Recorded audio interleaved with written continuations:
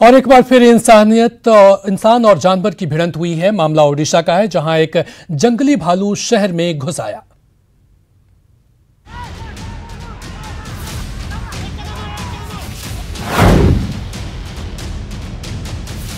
जब भालू से हुआ सामना, एक भालू शहर के अंदर, पूरे शहर में मचा हड़कंप। भालू से हो गई भिड़ंत। देखिए, शहर में अगर भालू आ जाए तो क्या होता है, कैसे पूरे शहर में हड़कंप मच जाता है। उसे देखने के लिए लोगों का हुजूम उमड़ पड़ता है। उसे शहर से खदेड़ने की कवायद शुरू होती है और फिर शुरू हो जाती है लड़ाई। इस तस्वीर में भी देखिए, यही हो रहा है। भालू एक साइकिल सवार पर अटैक किए हुए है और उस पर दो लोग लाठी लेकर टूट पड़े हैं। भालू भी जगह जगह काटने की कोशिश करता दिख रहा है, जबकि लाठी वाले लोग घायल शख्स को बचाने की कोशिशों में लगातार लाठियां बरसा रहे हैं। लगातार लाठियों की बरसात से भालू डर जाता है और फिर वो वहां से दूसरी तरफ भाग जाता है। भालू के शहर में घुसने की खबर सुनकर वन विभाग वाले भी मौकाए वारदात पर पहुंचे, लेकिन वो भालू को पकड़कर जंगल में छोड़ते उससे पहले ही भागम भाग मच गया। भालू और इंसान के बीच हुई लड़ाई की ये तस्वीरें ओडिशा के कालाहांडी के भवानीपटना शहर की है, जहां जंगल से एक भालू शहर में घुस आया। उसे पहले एक डॉक्टर के कंपाउंड में देखा गया, तब वहां भालू को देखने के लिए लोगों का हुजूम इकट्ठा हो गया। लोगों के शोर से घबराकर भालू सड़क पर आ गया तो फिर अफरा तफरी मच गई। लोग भालू से बच रहे थे और भालू इस भीड़ से बच रहा था। फिर क्या था, शुरू हो गया भागम भाग। भागम भाग में भी कई लोग घायल हो गए। Bureau report, news 18 network. और अगली खबर रांची से है। रांची के तमाड़ में भारी बारिश से रांची टाटा हाईवे पर बना डायवर्सन टूट गया है, जिससे बनाने की कोशिश जारी है, लेकिन डायवर्सन के बहने से एनएच पर वाहनों की लंबी कतार लग गई है। करीब सड़क के दोनों ओर 5 किलोमीटर तक जाम लगा हुआ है। हालांकि एनएचएआई की टीम लगातार डायवर्सन की मरम्मती की कोशिश में जुटी है। सिंगल लेन डायवर्सन बन भी गया है, लेकिन वाहनों का परिचालन फिलहाल शुरू नहीं हो सका है।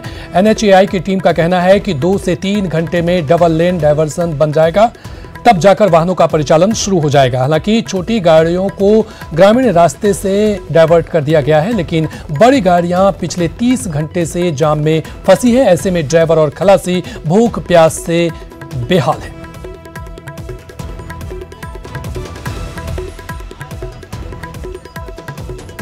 इसमें काम चल रहा है। कल पानी इतना कंट्रोल के बाहर थे, लेकिन तब भी हम लोग रात पे काम किए हैं करके एक 1 लेन बना के गाड़ी कुछ डाइवर्सन किए भी है। लेकिन आज अभी पानी 1 लेन में कंट्रोल नहीं होगा इस जैम को, तो हम लोग अभी 2 लेन बनाना चालू कर दिया है। तो 2 से 3 घंटा में बन जाएगा। कल शाम से जाम फंसे, कल रात से। कैसे रह रहे हैं हम लोग भूखे प्यासे, यहाँ कुछ ना खाने का इंतजाम ना कुछ पीने का इंतजाम, कुछ भी नहीं। यहाँ पे हम लोग भूखे प्यासे पड़े हुए हैं।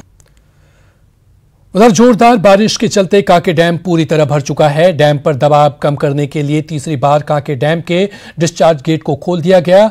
47 लाख गैलन पानी की हर दिन सप्लाई की क्षमता वाला डैम पिछले 3 साल से पानी की कमी से जूझ रहा था और कई बार सूखने की स्थिति हो गई थी, लेकिन इस बार जोरदार बारिश के बाद कांके डैम का फाटक खोलकर रुक्का डैम में पानी गिराया जा रहा है। रांची और आसपास के इलाके में 2 दिनों से हो रही जोरदार मानसून की बारिश का सीधा असर कांके डैम पे पड़ा है। आपको दिखलाना चाहेंगे कि किस तरह से 3 साल में पहली बार कांके डैम का जो फाटक है वो खोला गया है, इसलिए यहाँ का जो वाटर लेवल है वो 28 फीट तक पहुँच गया था, जबकि जो मैक्सिमम है वो 26-27 फीट तक ही रखा जा सकता है डैम में पानी।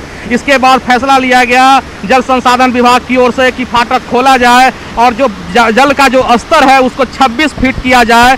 ऐसा तीसरी बार हुआ है जब कांके डैम जो लगभग सूखने के कगार पर था वह पूरी तरह से भर चुका है, लबालब हो चुका है और गेट को खोलना पड़ा है, फाटक को खोलना पड़ा है ताकि यहाँ से पानी जो है वो कम हो। और ये जो पानी है यह रुक्का डैम को भर रहा है। यहाँ से जो पानी आगे आप देख रहे हैं कि जो आगे बढ़ रहा है वह रुक्का डैम जो महत्वपूर्ण डैम है, कह सकते हैं कि 2/3 रांची को जिससे पानी मिलता है वहाँ पर जा रहा है। तो रांची में अगर बात करें तो 2 डैमों की स्थिति रुक्का और काकी की वो पूरी तरह से भर चुका है और गेट खोलने पड़ रहे हैं।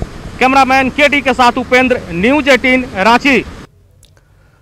मॉनसून का इंतजार किसानों को हमेशा से रहता है, लेकिन रांची में कई गांव ऐसे भी हैं जिन्हें मॉनसून से डर लगता है। जी हां, क्योंकि उनकी खेती इस बारिश में बर्बाद हो जाती है। दरअसल राजधानी के झीरी इलाके में नगर निगम ने कचरा डंपिंग यार्ड बना रखा है। हर साल बारिश के मौसम में इस कचरे से निकलने वाला जहरीला पानी खेतों में फैलकर फसल को बर्बाद कर देता है।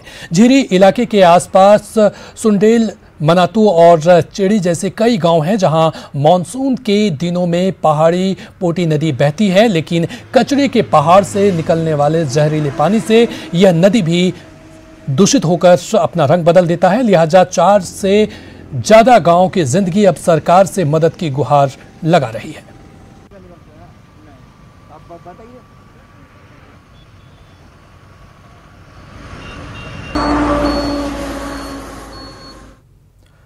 और न्यूज 18 बिहार झारखंड पर खबरों का सिलसिला लगातार जारी है।